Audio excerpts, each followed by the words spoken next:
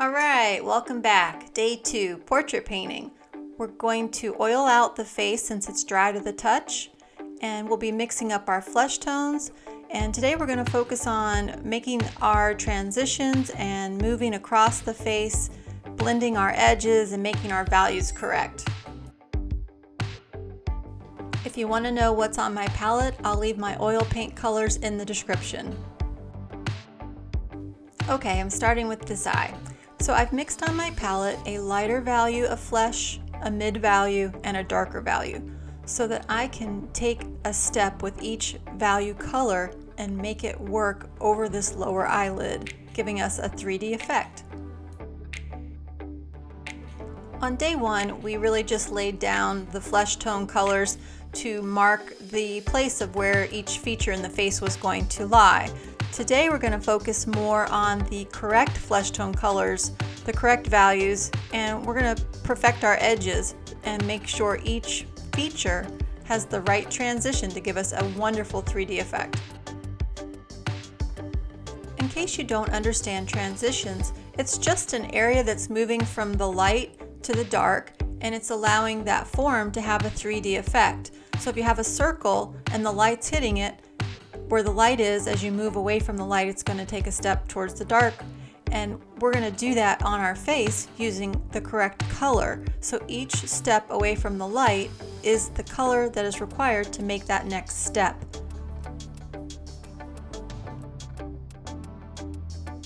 So each form on our face, like the lower eyelid, the eyeball, the upper eyelid, the part of the eye where it moves towards the eyebrow, it's going to have its own separate transition, and we're going to take the correct colors and we're going to make those transitions happen so that each of those forms read realistically.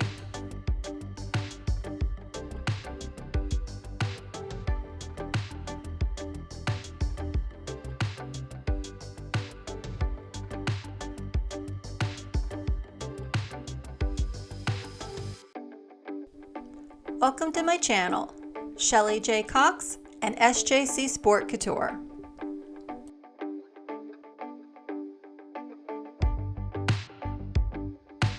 So we're working into the shadow side of the face here. So let's take note of where the light is coming from. That would be the top left, closer to the forehead. So then as you come down into the cheeks, you're further away from the light, down into the mouth and the chin, even further still yet. So I don't know if you can see it here in the video, but I'm transitioning from that lightest part of the round apple of the cheek and then moving into the more blush side of the face. And I'm taking a little bit darker flesh tone, moving towards that blush side each time.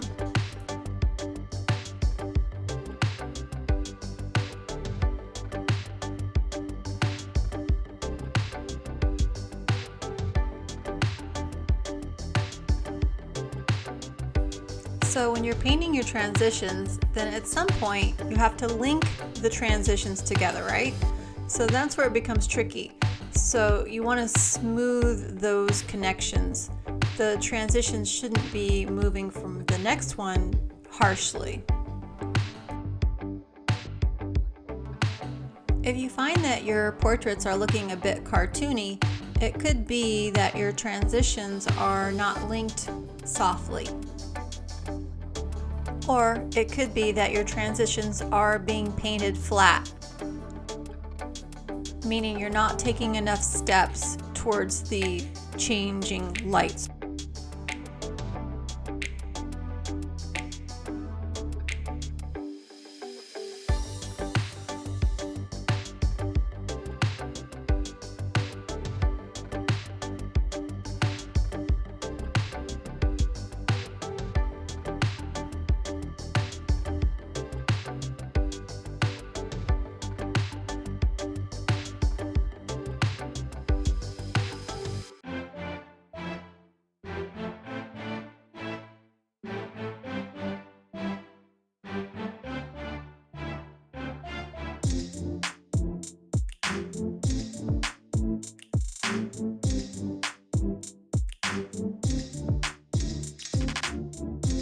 So in the bottom of the face now, our flesh tones are going to be painted a bit more neutral. We're going to move out of that more saturated color that we're using towards the apples of the cheeks.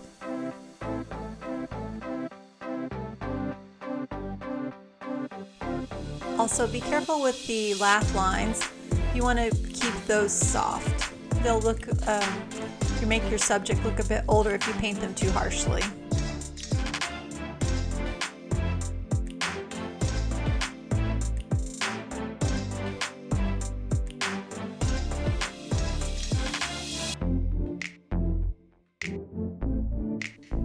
Hey, if you're getting some value from this, go ahead and hit that thumbs up button. And be sure to subscribe to the channel, and if you want to be notified when we upload a new video, ring that bell.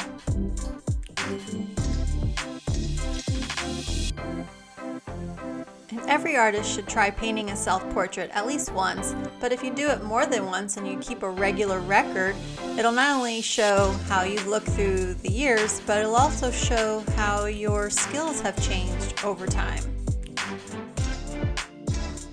Rembrandt was known for painting a self-portrait every year. That's a little ambitious for me. So this is my self-portrait 2020. I think the last self-portrait that I painted was 2019, but it was more of a figurative work. But a close-up face was probably back in 2006.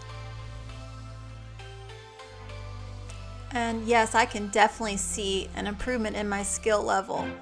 If you haven't seen my video where I talk about why you should paint self-portraits, and we take a walk into the past of all my self-portraits dating back to like the 1990s, and you can really see how I've improved my painting skills from that first self-portrait for sure. Now when I do my self-portraits, I prefer to work from a photo. Now I've tried it a couple of times with a mirror and I find it a bit more challenging, but perhaps I should give it another try. My skill levels have improved, so I should revisit that.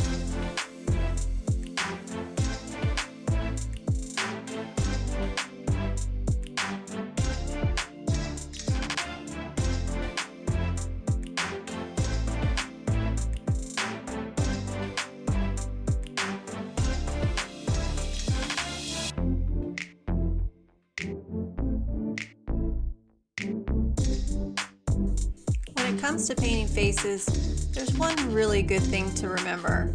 You're not painting things, you're painting light, shapes. It's just like little tile mosaics of color, and when you don't think about it as a thing like an eye or a nose, I think your results will be more realistic.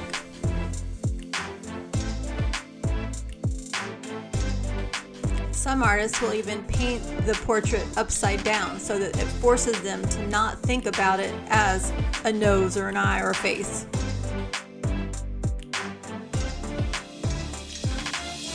So really study your reference. Look closely. Don't just paint what you think you should be painting. Paint what you actually see.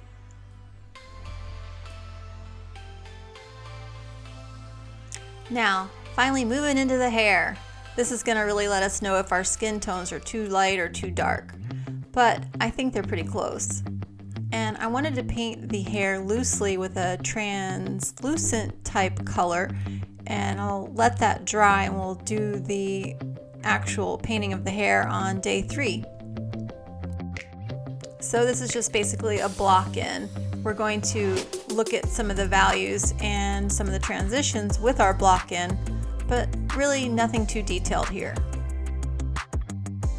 I chose this transparent oxide brown because it's more of a mid-value of the actual hair color, so I'm not going to be taking anything too dark or too light with this, just kind of staying in the middle value range.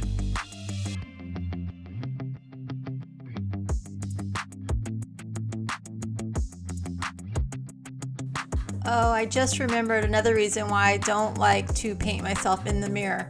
I have to have my glasses on to see what I'm doing, and I don't really want my portrait with my glasses. Well, at least I haven't in the past. But yeah, that's another reason. but I have taken my own photograph for my reference, so I'm still in control of the creative process from start to finish that way.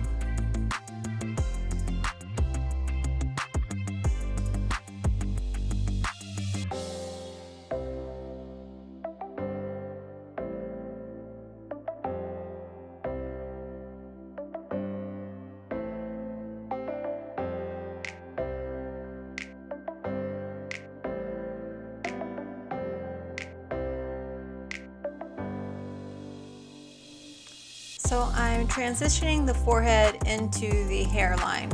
You don't want a harsh, dark edge moving from such a light forehead into the hair. So I'm using some nice comber brushes just to make that edge softer and more realistic.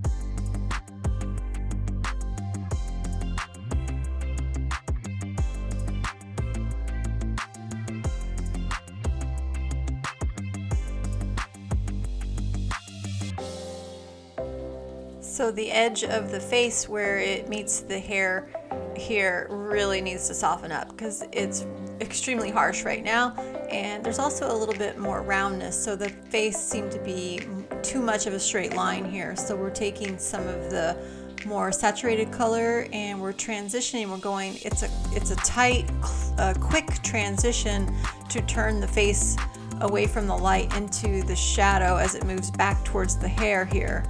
And if it's done correctly, it'll look good. If not, it's going to be a glaring, obvious mistake to us, and we'll have to correct it.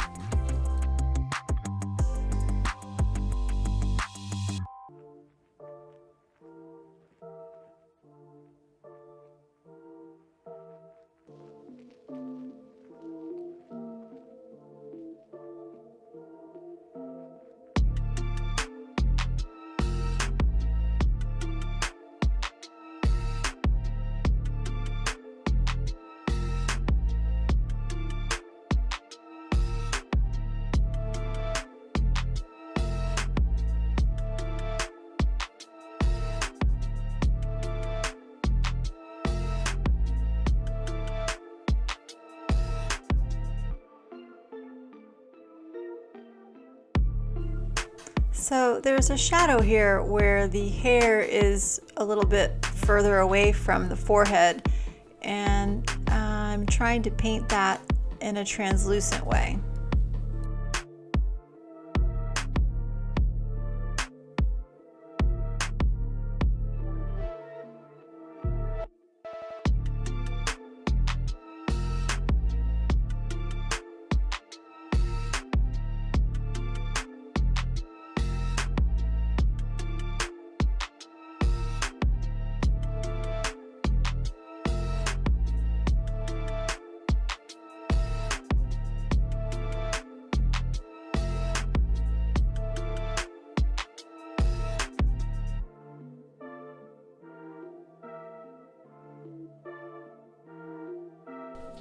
Okay, we're going to be working on the shadow into the neck and down into the upper chest area.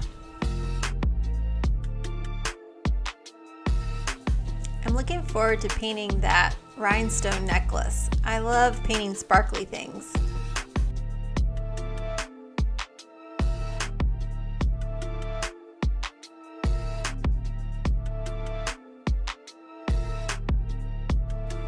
My goal for day 2 is to make it across the face and have that fully painted and down into the neck and shoulders and get the hair with that initial block in. That was my main goal. So then we'll come into day 3 where we'll be finishing the hair, finishing the shoulders and neck, putting the last few touches on the necklace, and then we'll do the hand and any of the background elements that are still missing.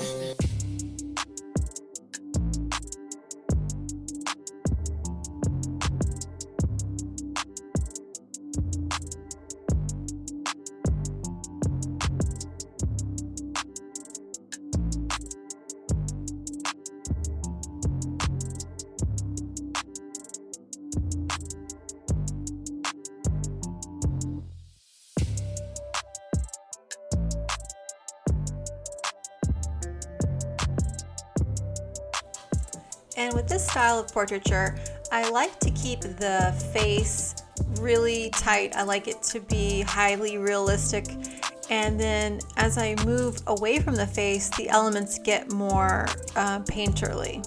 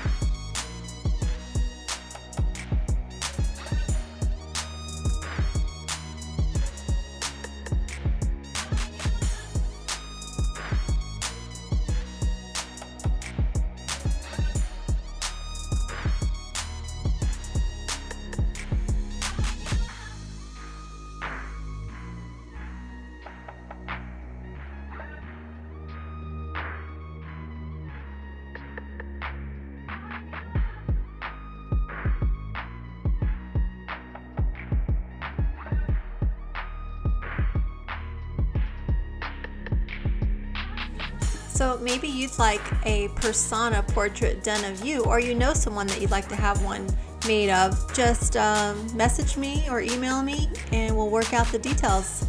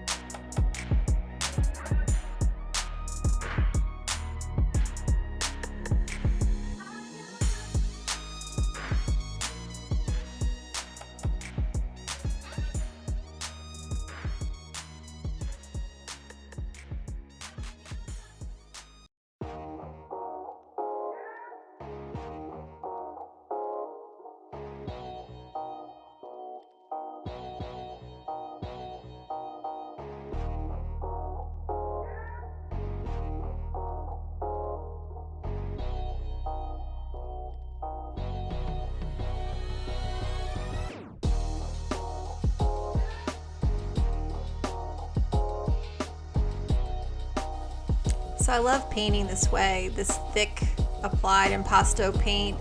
I put down the darks first in the underpainting day 1, and then now day 2 I'm going in with the mid-tone values and a few of the highlights. But on day 3 we'll really lay in some thick, heavy, pure white highlights. Just a few, you don't want to overdo that, but it'll be cool.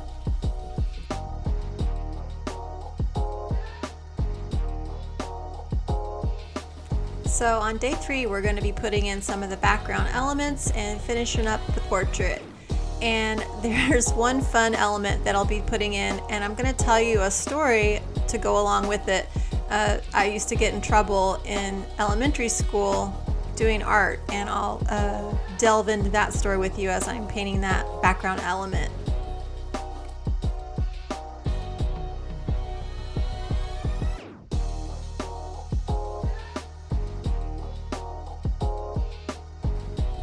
Couldn't help myself. I had to pop in a few highlights. It's just too much fun.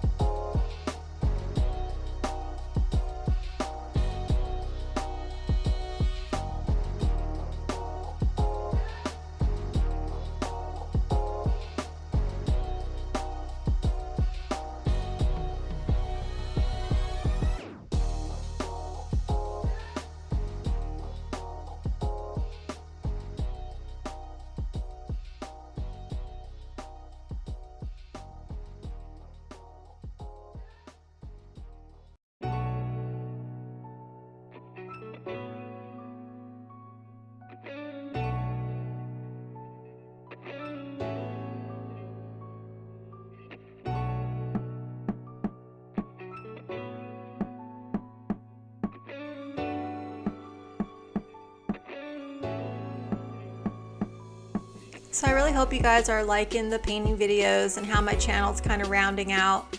I really appreciate you guys that have subscribed. If you haven't, go ahead and hit that subscribe button.